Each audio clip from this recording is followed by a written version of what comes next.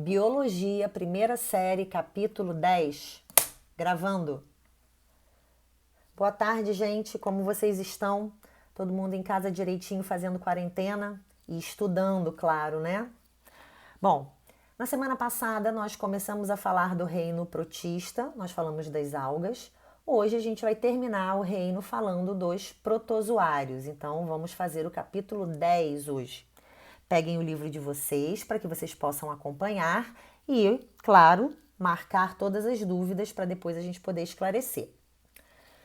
Vamos falar das características gerais dos protozoários. São eucariotos unicelulares, heterotróficos por ingestão, ou seja, fazem endocitose, não apresentam cloroplastos, vivem isolados ou formam colônias. Então, estão livres ou associados a outros organismos.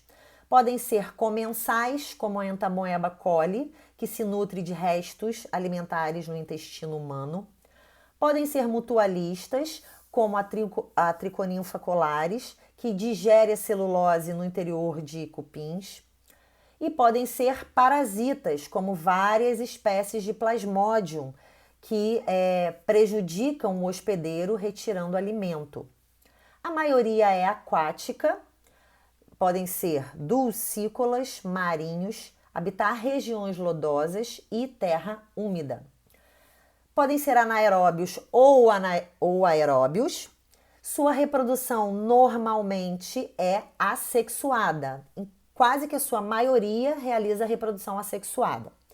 E podem formar cistos. Existem espécies dulcícolas e espécies parasitas que encistam, ou seja, formam estruturas de cistos, onde o parasita, o protozoário, fica numa forma latente, como se fosse adormecido, até que as condições do ambiente sejam propícias para que ele volte a se desenvolver.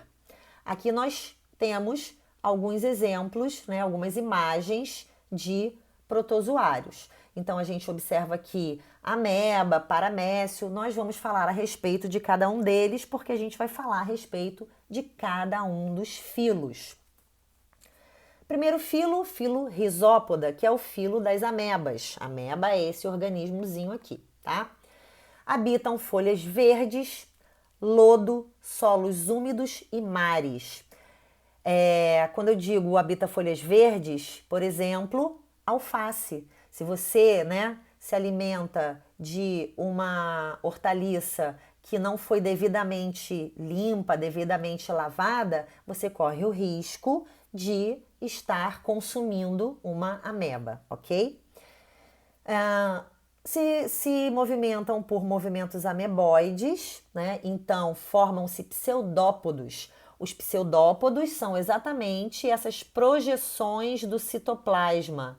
Então, esse citoplasma ele se projeta, se fixa no substrato e puxa o restante da célula. Assim, a ameba consegue se movimentar, Então, essa projeção do citoplasma, que é o pseudópode, se forma porque o protoplasma, ele muda constantemente o seu estado. Então, ele passa de coloidal, que é mais fluido, para gelatinoso, que é um pouco mais sólido, e passa de gelatinoso para coloidal. Essa mudança é que permite que esse pseudópode se forme. Se alimentam por fagocitose, então também dependem desses pseudópodos para realizarem a fagocitose das partículas que serão utilizadas para a sua nutrição. A partícula que penetra na célula por conta da fagocitose forma uma vesícula chamada de fagossomo. Quando esse fagossomo se associa a um lisossomo, a estrutura se chama vacúolo digestivo, que vai ser onde vai ocorrer a degradação da partícula fagocitada.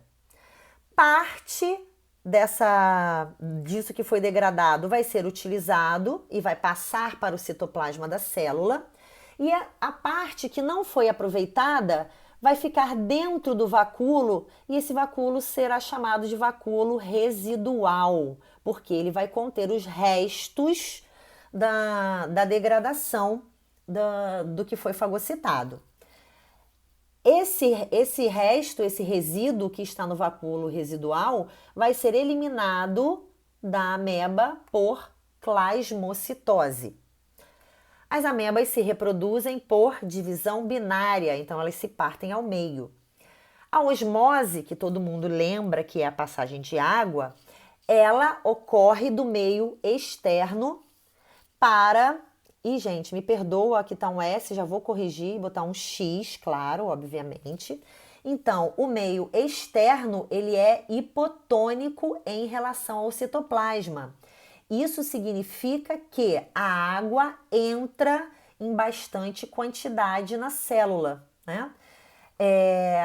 Se a água entra muito na célula, essa célula precisa ter algum mecanismo para que ela não se rompa com essa entrada de água.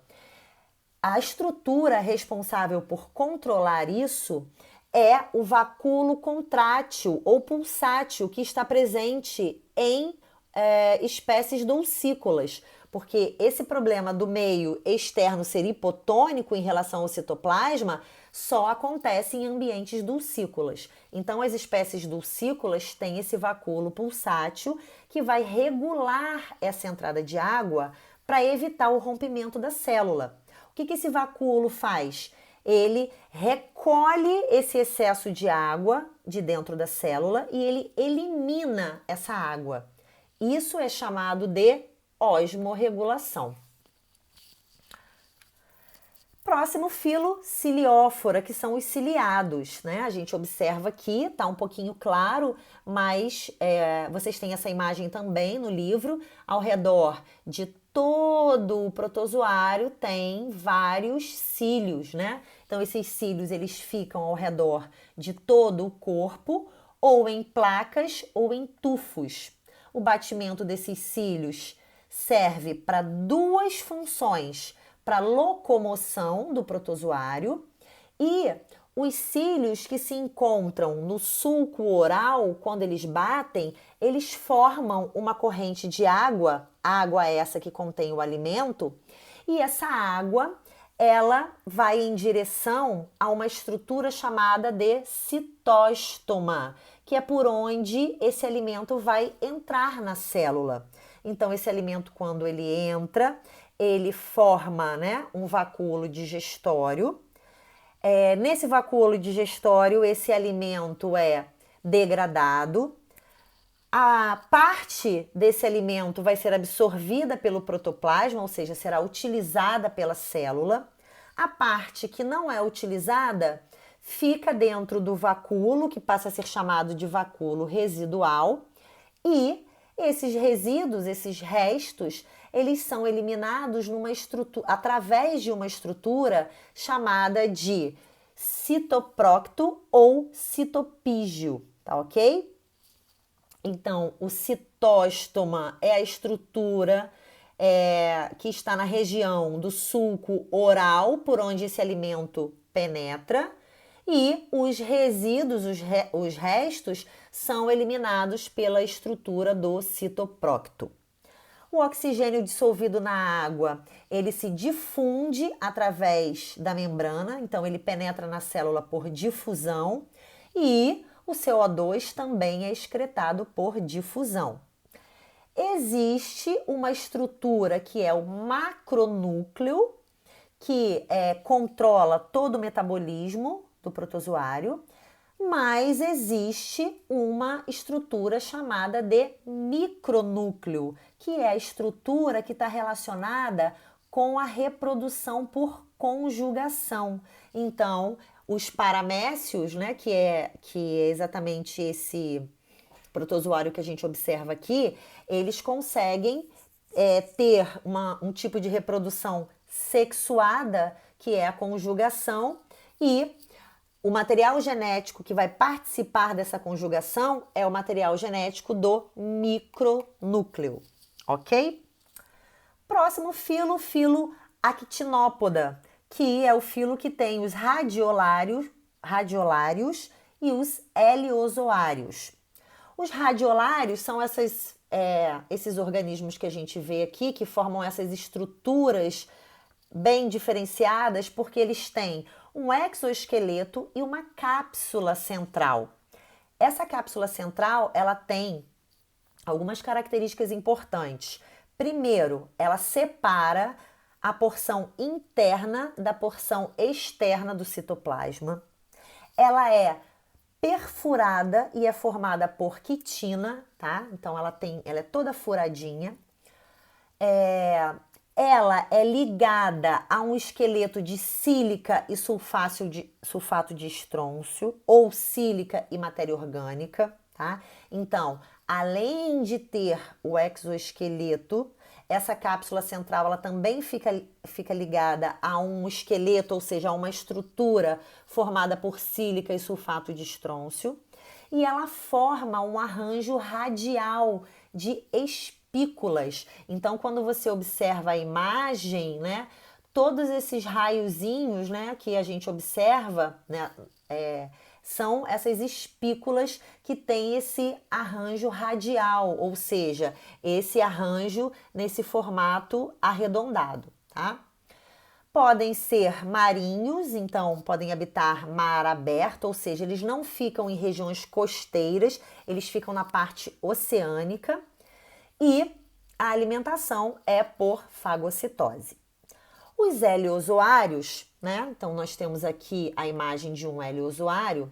Eles apresentam o corpo celular esférico. Eles são envoltos por uma matriz gelatinosa, então tem uma matrizinha gelatinosa, não sei se dá para observar aqui em volta. Tem uma carapaça perfurada, de onde partem pseudópodos rígidos. Então você observa que todos esses tracinhos, né? Esses filamentos que você observa aqui do lado de fora desse heliozoário são esses pseudópodos rígidos.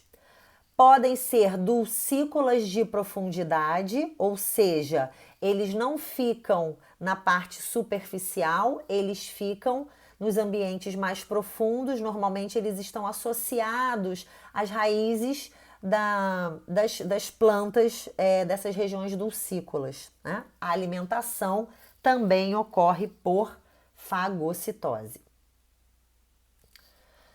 Próximo filo, foraminífera, que são, né, os foraminíferos. São organismos que apresentam uma carapaça externa e um exoesqueleto.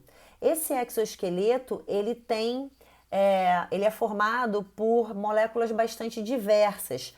Carbonato de cálcio, sílica, areia do próprio local onde eles estão, espícula de poríferos que possam estar presentes também naquele ambiente, e vários outros tipos de detritos.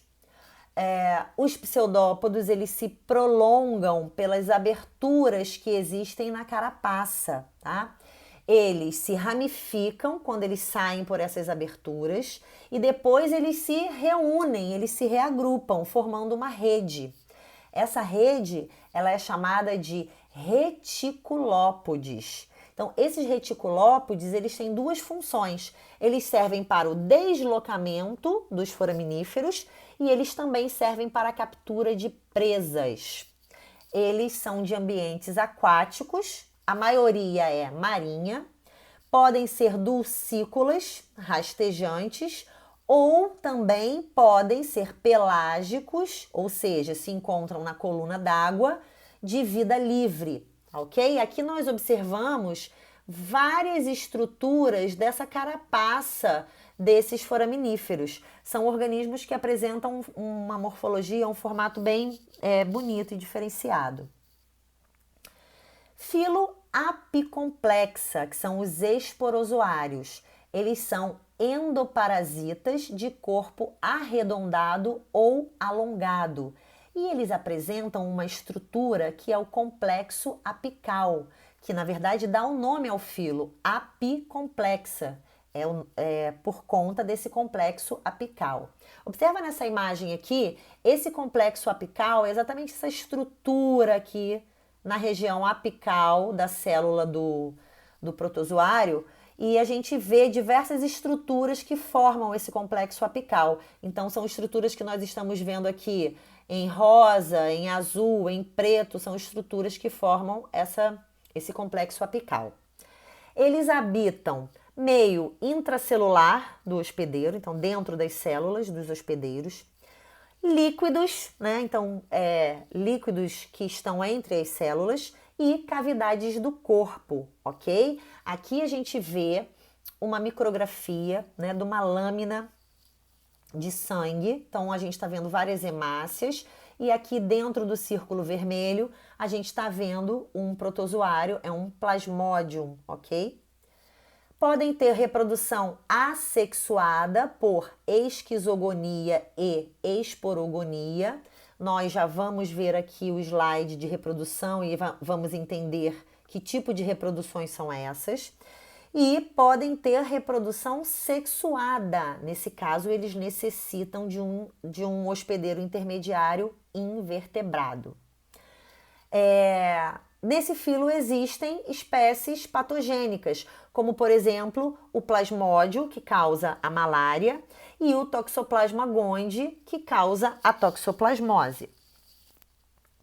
Depois, filo Zoomastigóphora, que são os flagelados.